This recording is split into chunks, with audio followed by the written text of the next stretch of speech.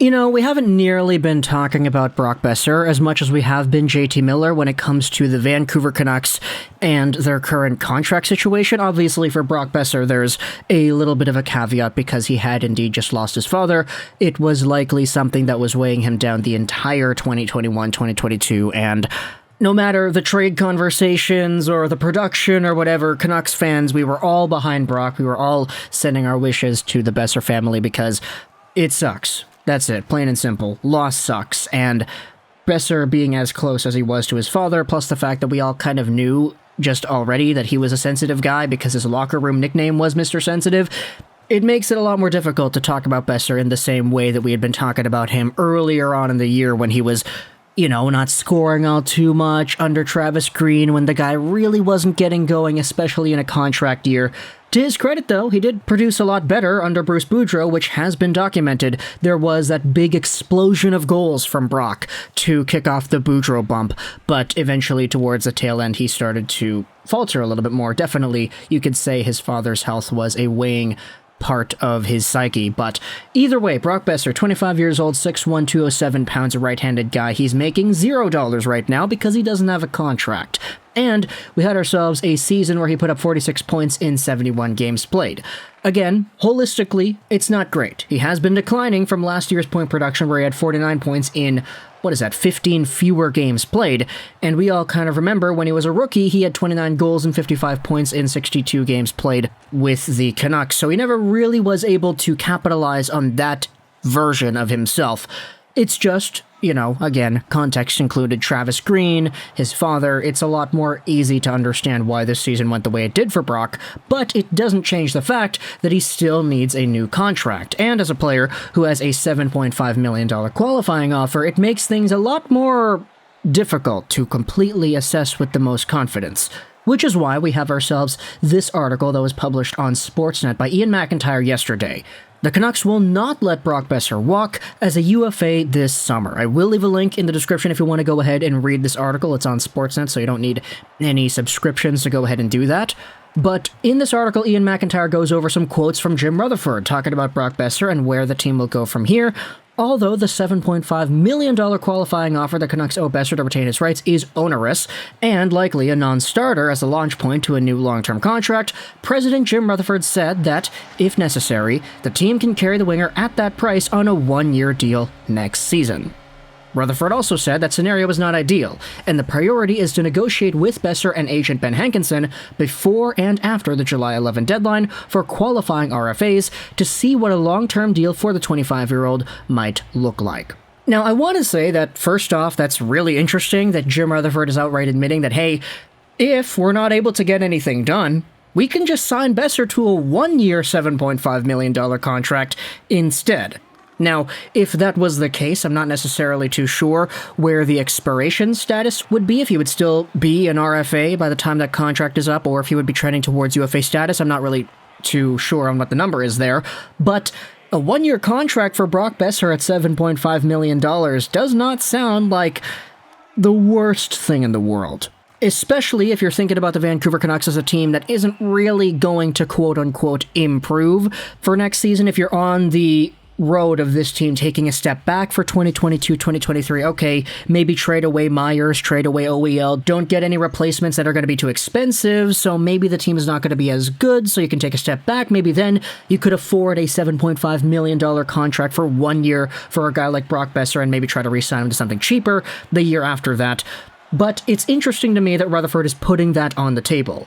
He also did say this towards the middle of the article. Rutherford flatly rejects the idea of not qualifying Boeser, which would make him a UFA on July 13, and allow the Canucks to use his salary to address other needs. No, we're not going to let him walk, Rutherford said.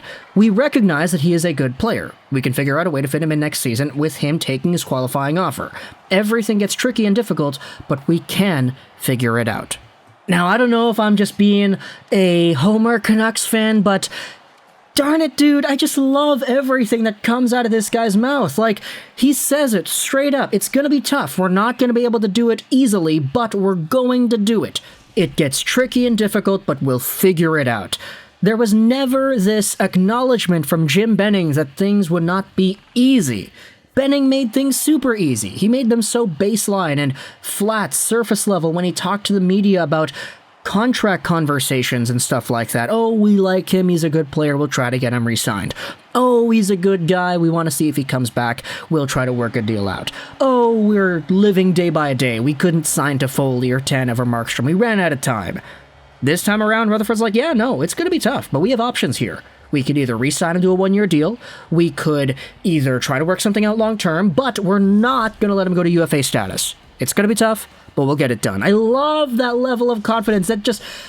it's been 8 years of Benning, man, and now we're finally getting a GM and president combo. Rutherford isn't even the GM, that's Alvin, but we're getting a combination that is so upfront with what's happening here. And I believe it was Rutherford who said earlier in a conversation with the media, I think it was Sportsnet 650, about how it's Emily Castonguay's job to go out there and start negotiating contracts, which is splendid. I mean, look, Emily Castonguay, as we've known, she was the representative for Alexis Lafreniere. She also represented Antoine Roussel. She is the reason Jim Benning gave Roussel that terrible contract. So this woman knows what she's doing. If you're able to pry away some good money from Jim Benning's hands, then you're probably good to keep some money for the organization since you're on the other side now. But going over some more quotes here from Jim Rutherford, they do go into a conversation about Brock's father, Duke, who ended up passing on May 27th. Rutherford said this about the situation, not knowing Brock as well as I do now, and I don't suggest that I know him that well, but better than I did before. He is such a good person, a sensitive person who loves his family. And so was taking a toll on him without question. Everybody felt for him. It was tough, and it doesn't get any easier.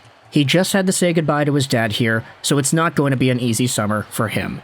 And you know, when the end-of-season press conference happened initially, when I believe it was Ben Kuzma, don't crucify me if I got that incorrect, asked Brock about his father, and Brock very boldly gave an answer as to what was happening. This was before May 27th, of course, and Brock ended up crying and leaving the interview, and everybody on Canucks Twitter was like freaking out, oh my goodness, why would you ask that? There was sort of a growing sentiment that said, hey, what if that was Brock's last ever interview with the Canucks? Or as a member of the Canucks, right? That would be absolutely tragic, just seeing the last moments of a guy on a team that was so beloved, not just by his teammates. Of course, Quinn and Petey talked about how important Brock was and how they need him to be at his best if they want to be at their best and how he's an important player on the team, etc., etc., but the fans, too. You gotta remember, when Brock Boeser made his rookie debut with the team in 2017-2018, he was the best rookie the Canucks had seen up to that point since Pavel freaking Bure in terms of goals and points and everything. Sure, Pettersson came out there and pretty much one-upped him in every respect the season after, but for Brock, there was so much excitement and everybody loved this guy. For 2017-18, for an entire year, he was the hero in Vancouver. He was supposed to be, or at least it felt like he would be, that next savior for the team. It's just, when Cal Clutterbuck hit him into the door and Jake Virtanen left the door open, it was not really a good conclusion to that season, and he never really was the same since. However, he has worked on his off-puck game, the board battles, as well as the playmaking side of his game since then, so I definitely don't think that he has been unproductive ever since that rookie season. It's just, darn it, man, we want to see 30 goals out of Brock. He was 1 goal away from getting 30 in his rookie season, and that was 4 years ago. Obviously, this season was not the best circumstantially for Brock in that respect, with his father and with the team and Travis Green and everything, but still, 23 goals in 56 games in 2021 to 23 goals in 71 games in 2022, there has to be an improvement there. If the guy signs a 1-year, $7.5 million deal, or they go longer term with something at a shorter dollar amount, they need to get Brock in a position to score, get some points, get up to 30. I mean, look, I might be chomping at the bit here because the Vancouver Canucks had 3 30-goal scorers this year, which still blows my mind that it's the first time since 2015 the Canucks had any 30-goal scorers, and Bo, Miller, and Petey. But Brock could easily be one of those guys too. He has the talent. He for sure has the talent.